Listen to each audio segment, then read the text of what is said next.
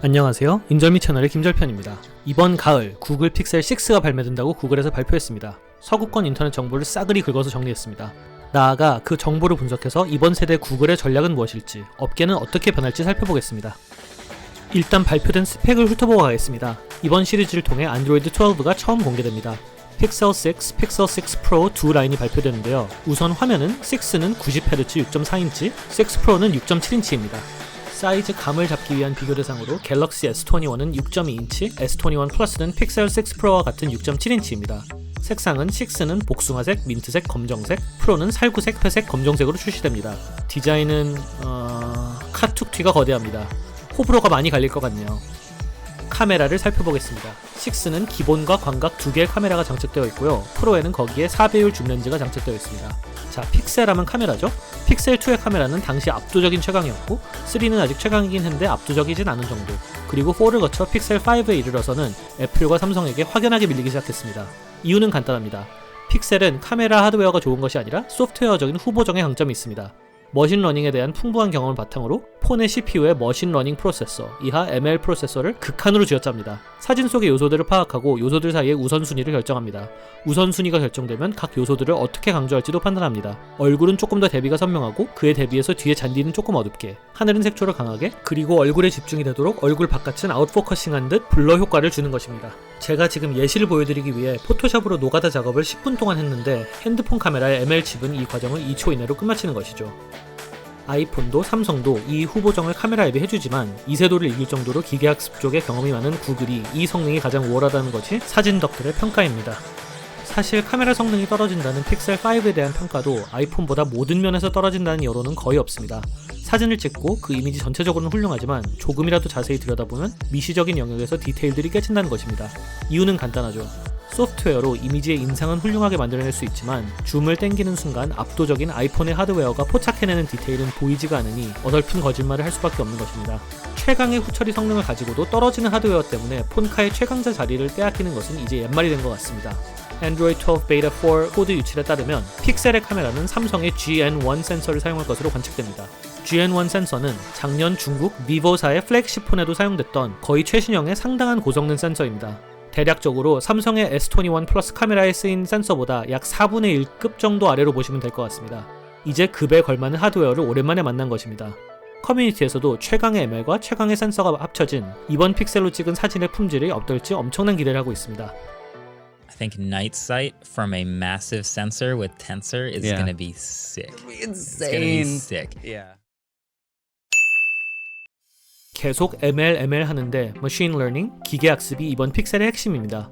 픽셀 시리즈 중에서 픽셀 6가 어떻게 특별한지 한마디로 정리하라고 한다면 퀄컴 스냅드래곤 프로세서로부터 탈피해서 구글 텐서 자체 프로세서를 탑재했다는 것입니다. 김절편 관점에서 이 텐서 칩의 의의는 두 가지입니다.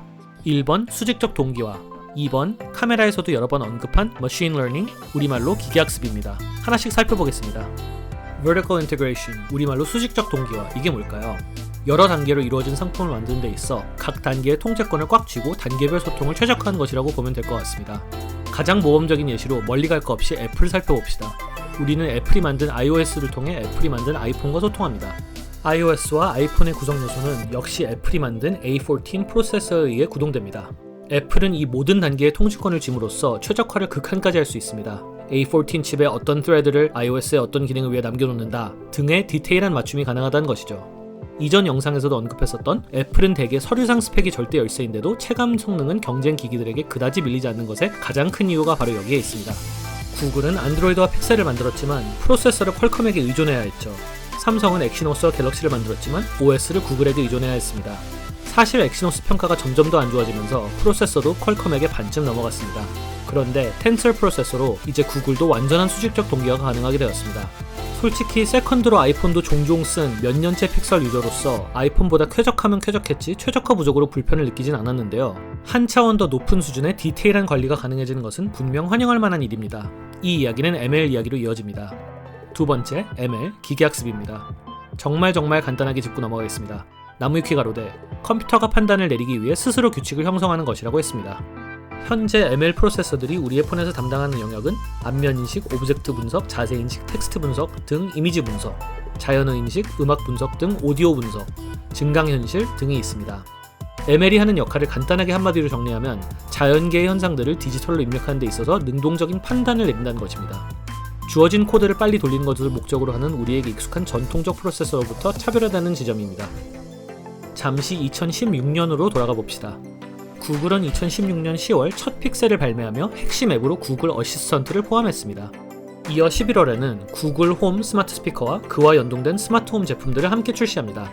IoT 영상에서 이야기한 구글의 서비스가 우리의 물리적 환경으로 확장되는 첫 단계가 시작된 것입니다.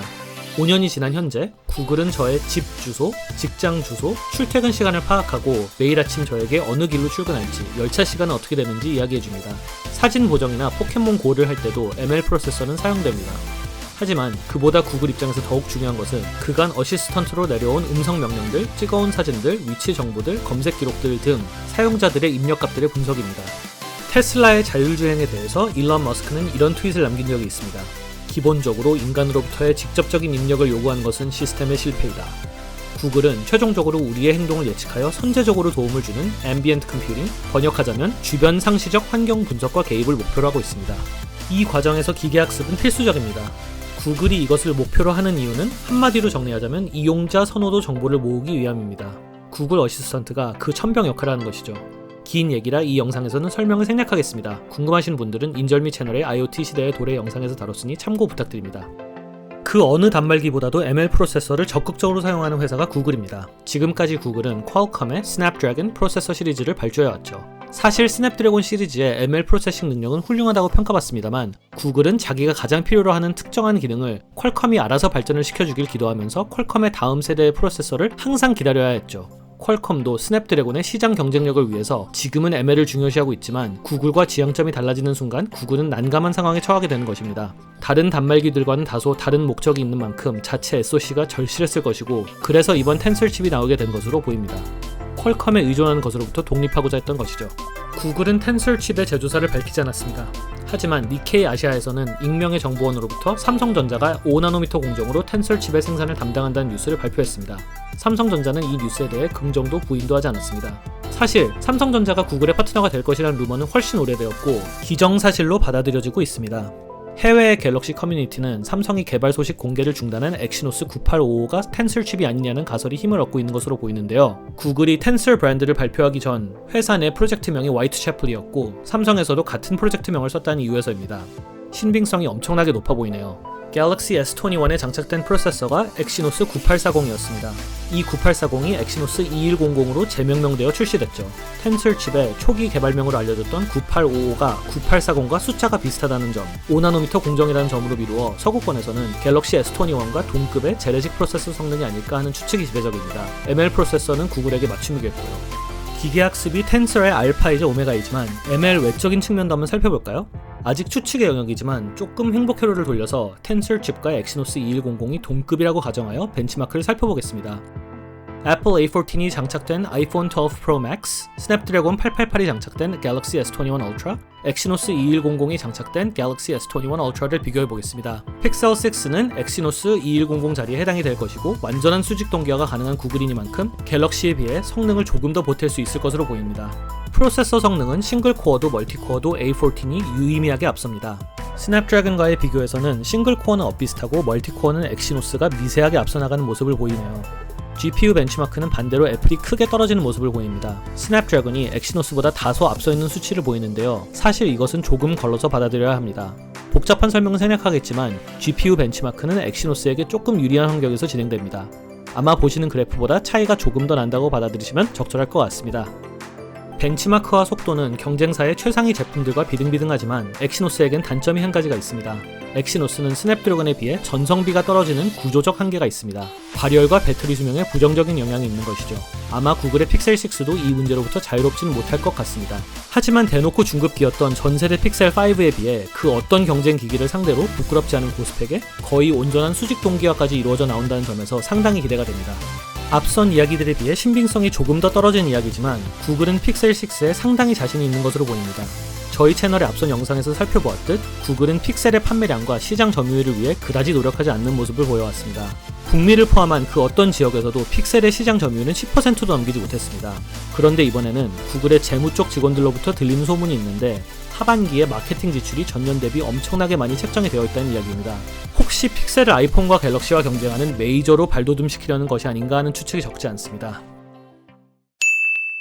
픽셀 6 제품군을 한마디로 정리하면 업계 최고 성능의 카메라와 하드웨어, 구글의 정보망과 최강의 기계학습 프로세서로 내가 필요로 하는 서비스를 묻기도 전에 대령해주는 까지는 아니겠지만 4분의 1쯤은 그렇게 해주는 폰이 될 것으로 보입니다. 시리가 묻기만 하면 다 해주는 비서라면 픽셀의 어시스턴트는 묻기도 전에 준비해놓는 비서가 되려고 합니다. 사실 ML의 적극적인 적용은 소비자인 우리보다는 구글을 위한 것이라는 느낌이 아직 강하게 듭니다. 우리의 정보를 조금 더 디테일하게 구글에게 제공한 것이니까요. 이 정보를 이용하여 구글은 우리에게 더 정확한 광고를 타겟팅하여 돈을 벌겠지만 우리에게 제공하는 편의의 질도 많이 높아질 것으로 보입니다. 한동안은 정보를 모아야 하니 발매 초기부터 엄청난 반향을 일으키지는 못할 것이라고 생각합니다. 인절미 채널은 ML을 픽셀 6의 핵심으로 보았지만 픽셀 전통의 강점인 카메라나 이번 6 제품군의 우수한 성능을 마케팅의 중심으로 삼겠죠. 하지만 지속적인 업데이트를 통해 다른 기기에서는 불가능한 기능들을 조금씩 추가해줄 것입니다. 픽셀 시리즈 사용자로서 픽셀 3를 사용하던 당시 픽셀 피처 드롭 업데이트로 라이브 캡션 기능을 받았을 때의 충격이 기억이 납니다. 자연어 처리니까 대표적인 ML 프로세서를 응용한 기능이죠.